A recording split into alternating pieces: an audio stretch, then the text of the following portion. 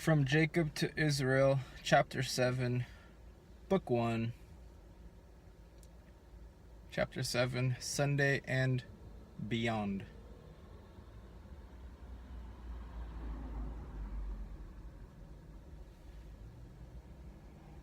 Whew. I awoke in my new body at Sunny Day Hospital, surrounded by a police officer, a man dressed in white, my father, Andrea, and my mother. My mother sat crying in a chair, her hands folded across her lap. "Happy birthday, baby," she sobbed out. This was the beginning of my new life. Surely no one will enter the kingdom unless he is reborn. Where am I? What happened? I asked. "You're safe now, buddy." My father's hand was on mine. "You're in the hospital. We were able to save your leg, but the doctor thinks you will need a cane for the rest of your life." His words were quiet and mournful. Andrea was crying and covering her anguished face. I realized for the first time that her aura was now completely and elegantly white. She had become selfless. She now cared more about her own son than she did about herself. She was a mother, and she had me without even conceiving. I looked down at my leg. It was uncovered and about twice the size of my other leg. It was swollen and bruised and covered in stitches. "They put a metal rod in your leg and a bunch of screws. It should heal up fine, and you are young. I'm sure that, despite the doc's pessimism, you'll be running around here in no time." Where's Thupton? I was having trouble telling what was real and what was just part of this terrible nightmare that I'd been born into. It was too much for me to handle. My mother howled. It was a while before my father answered me. "We found him and the pastor buried in a shallow grave in your mother's backyard. I'm so sorry, son." I could no longer cry. My tears were all dried up. I had already used my limit for this lifetime. "Where's Riley?" I asked softly. "When Andrea and I showed up Saturday afternoon to pick you up, he was already gone. Your mother was passed out in her bedroom, and you were in the living room, knocked out in a chair with your leg in pretty bad shape. We immediately called the cops, and they put out a warrant for his arrest and brought you to the best doctors we could find. You needed emergency surgery. Infection had already set in." My mother cleared her voice with a cough and told me about Mr. Riley's final moments. The cops had found out that he didn't go home to his wife. Instead, he had gone to his blacktop and stuck his head in the spinning propeller of his favorite plane. It had taken the top of his head off, and he died out there on the concrete. He'd known that he could get his life insurance to pay off for his wife, no matter what, as long as he died at the airstrip. I guess he had nothing left to lose, and he wanted to repay his debt of sin to his wife the only way he knew how, with cold, hard, blood-stained cash. I thought about the giant, and the airplane with the red propeller, and the poor dead wise man. My demon was dead. More would follow him, it appeared. My bed was sinisterly surrounded by a squad of shadowy spirits. Eagles in the sky. It came out of my mouth involuntarily. I knew his final words were true. Truth cannot die. How'd Thubton know? I said. Know what? My father asked. I couldn't answer him. I felt like I was becoming crazy. My father continued. The authorities called the pastor's wife and let her know the news. We couldn't find Panic anywhere. I'm so sorry I made you go back there, son. Never in a million years did I think this would happen. It's all my fault. I'm so sorry. Miss Bessett couldn't stop crying. She clung to my father and shook like the last leaves on a tree when winter sets in.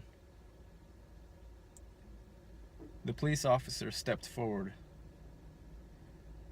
I know you have been through a lot, son, but I need to know what your mother had to do with all of this. I looked at my mother worriedly. That was when I noticed the handcuffs on her. The shadow people seemed to grow in size. I tried to ignore them. They were just figments of my imagination. They had to be. I didn't see anything, my mother screamed. Tell him, Jacob, baby. Tell him I didn't know what that man did to you and those people. Tell him. She held up her cuffs to show me as she choked out her plea. She told Riley to dig the holes deep, I said without regret. Say what? My mother jumped to her feet. Say what, you little faggot? You couldn't possibly have heard that. You were tied up in the shed. The police officer grabbed her by the shoulder. Come with me calmly, Mrs. Shepherd. You don't need resisting arrest added to your record after these charges. My mother screamed and kicked as she was dragged out of the room. The shadowy forms retreated. As my mother left, Brandon and Kathy came in. They saw my leg and told me they had heard the news. They both touched my leg with tender fingertips. I cringed. Thubton's funeral is in a few days. His mom and dad are going crazy right now, especially his dad. We will all go together as a group, Kathy informed me. The two of them sat by my bed, comforting each other as a couple. They were used to violence, but the loss of Thubton made them both teary-eyed. They had already been reborn with white auras, just like Andrea. They had suffered as I had, and they were renewed in their love. This brought me solace from the nightmare that surrounded me. Love makes all things innocent. We caught up for a while. They mostly talked, and I tried to listen as best I could. I couldn't concentrate. My brain was still vibrating on a frequency that felt disharmonious with the physical world. I was primed for life in the spirit, and being in the flesh felt intolerably loud and confusing. Brandon and Kathy left after a while. They could tell I wasn't up for visitors. They said they would see me at Thubton's funeral. I told them I would be there. I'll be the one in the wheelchair, I tried to joke. After they left, Andrea and my father sat with me for the rest of the night. They tried asking me about Friday night and Saturday morning. I found myself talking when I didn't want to. The words fell right out of my brain and past my lips. At other times, I found myself unable to express exactly what happened. Sentences were left uncompleted. Single words or just laughter came out instead of finished ideas. I constantly talked about the light. I would drone on and on about the light, the wise men, the eagles, the tidal wave of living water, Angels, Emily, Thubton, Pastor Casey. I asked for my notebooks. My father left to get them for me. I tried to ask for a pen and a piece of paper I could use until he returned. It came out a spitty, garbled blob of a sentence, but Andrea understood me well enough. Surely the written word would not let me down. I could express my thoughts with the pen. I closed my eyes. I began free writing. This was what I knew best.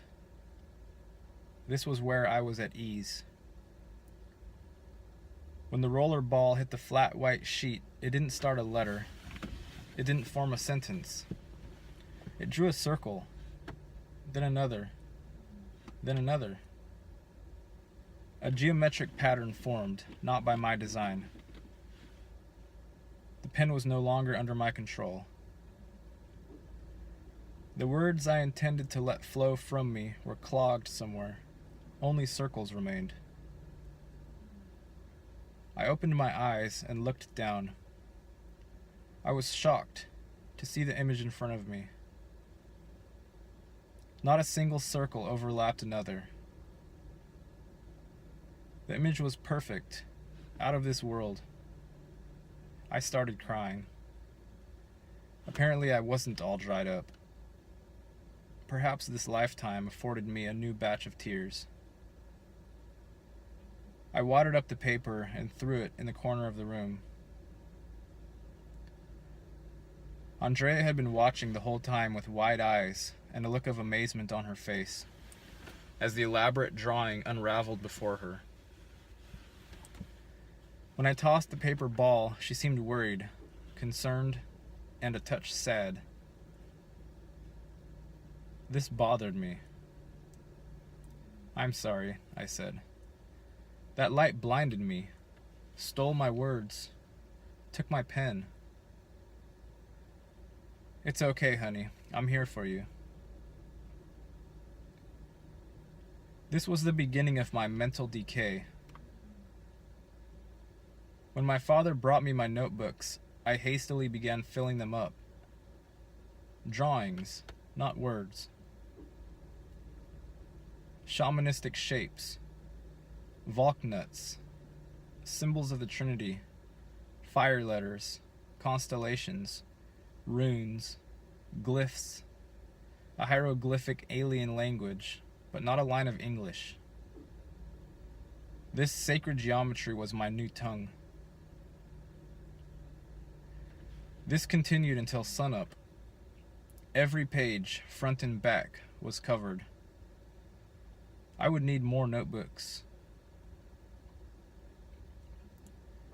My parents had fallen asleep in the uncomfortable hospital chairs with their heads in their hands.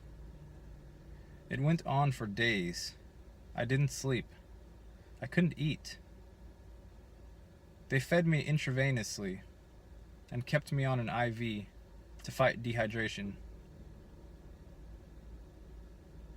My father purchased me several boxes of pens and 10 huge spiraled notebooks. He also bought a few notebooks of grid paper. I preferred these in my new state. Andrea marveled as I made perfectly symmetrical shapes, one after another, with my eyes closed. I was unimpressed. I missed the English language. It, too, had become a ghost to me. I managed to separate myself from my notebooks long enough to get ready for Thubton's goodbye. A nurse wiped the stink of several days from my numb husk. Andrea dressed me in an outfit she picked out for me. She smiled as she plied my limp, naked body into a lax-fitting pair of shorts. I had become her son, though she had not conceived me. Andrea wheeled me to Thubton's funeral. I didn't talk. She was well past the worrying stage by now. My depression had begun to scare her. My friends came up to me and hugged me and offered me their support. Letters they wrote, and colorful drawings meant to brighten my mood. I sat still, looking straight at the coffin, acknowledging nothing but the box that held my soulmate. My mind was too far away to send the signal to my tear ducts. Thupton's mother threw herself at the vault that held her young son's body and cursed me. She yelled at me and pointed her finger. I didn't care. I was concentrating on Narayan. He stood screaming at the clouds, his arms raised to the sun. Why? Why, you motherfuckers? I didn't ask for this. I didn't want this. It isn't worth it. He isn't worth it. He addressed the gods that had given him his new technology. He had become the new Abraham. These gods were less merciful than Yahweh. Andrea was thrown back by this outburst. The light took him and refused me. You took from the light, and now the light has taken from both of us. This was all that I said to Narayan.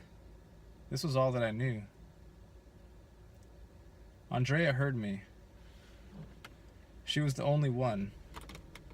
She didn't grasp the meaning of my words. It is said that he will come speaking, but no one will understand. The funeral goers dispersed early due to the rain. Andrea and I were the last to leave. She held the umbrella over us with one hand and patted my shoulder with the other. This set me at ease. Time will heal my wounds, I thought. Time did heal my leg, but my mental wounds lingered on. Gradually, I stopped talking altogether. The English language was now dead and forgotten to me. My father couldn't keep me at his house. I wouldn't eat. Someone had to take care of me constantly. Time was lost, and I longed for the golden orbs of my mother's broken clock. Weeks passed by. They transferred me to a special part of the hospital, the psychiatric ward. They allowed me to keep my notebooks. They were filled promptly by my busy pen, and then digested by an army of white-coated shrinks. I received more on a regular basis. The doctors looked at them from all angles, fascinated. Death overtook me. His black tentacles had enrooted themselves in me. Andrea and my father stopped in to see me often. My friends did for a long time as well. Their visits slowly stopped. I was never given the chance to fill Thubden's shoes. My group had probably already forgotten about me. I no longer cared. Weeks turned to months. Months turned into years. Andrea and my father got married. I wished I could congratulate them.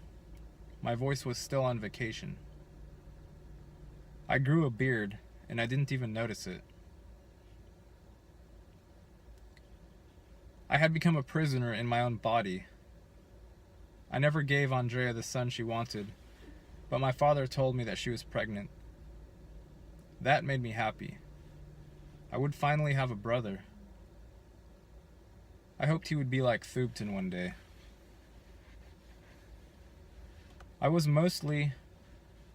still mostly bedridden. The attendants would wheel me down the ramp and into the courtyard for sun. I would look at the birds perched on their branches and smile at the bright beams of sunlight reflecting off of the barred windows. I had officially become a crazy person, and I wasn't even 20 yet. It was almost my 5th year, and the turn of the millennium grew nearer by the day. The shadow forms I saw now haunted my vision constantly. The halls of the psychiatric ward were full of them. The dreams came and went over many long nights. I dreamt of the interlocking circles of protection in my field of daydreams. I dreamt of my previous life. I dreamt of panic, of Thubten, of Pastor Casey, and of God. But every other night I dreamt of 7 thunders, 7 trumpet calls, the 7 days before my 15th birthday. I dreamt of the light that saved me. But this world could only contain me for a short time longer. As soon as I could walk, as soon as I could talk, I would leave this place and never return. This place held nothing for me. I had lost the chance at a family, a love, a best friend, and even a dog. I would burst free from this womb, this cave of spiritual hibernation. I would revive myself, and I would leave the South forever.